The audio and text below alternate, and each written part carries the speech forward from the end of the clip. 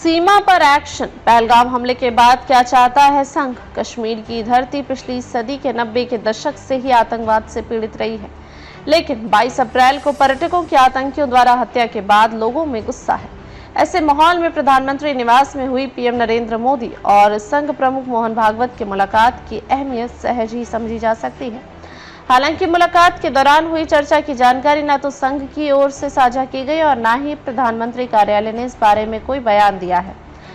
क्या बात हुई, मुलाकात के दौरान क्या चर्चा हुई होगी, इसे समझने के लिए पूर्व प्रधानमंत्री चंद्रशेखर के एक इंटरव्यू को याद करना होगा। जब चंद्रशेखर से पूछा गया था कि राष्ट्र पर संकट हो तो उसे बचाने के लिए सबसे पहले कौन आगे आएगा, तब उन्होंने बिना लाग लपेट के जवाब दिया था कि भारतीय सेना और राष्ट्रीय स्वयंसेवक संघ।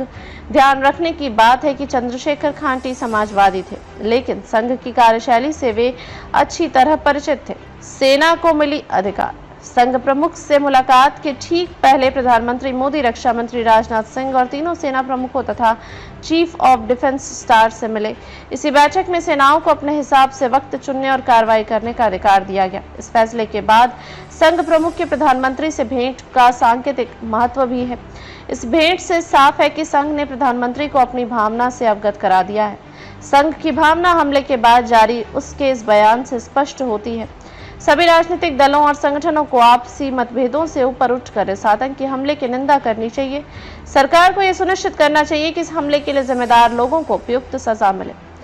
राजा अपना काम करेगा। इससे पहले मुंबई में एक कार्यक्रम के दौरान संघ प्रमुख कह चुके हैं कि जिन लोगों की हत्या की गई है उनसे उनका धर्म पूछा गया। अष्टभुजा शक्ति से असुरों का नाश किया जाना चाहिए।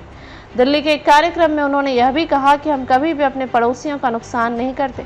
इसके बाद भी अगर कोई गलत रास्ता अपनाता है तो राजा का कर्तव्य है कि प्रजा की रक्षा करना। राजा अपना काम करेगा। प्रधानमंत्री से मुलाकात के दौरान मोहन भागवत के इन संदेशों की छाप जरूर रही होगी।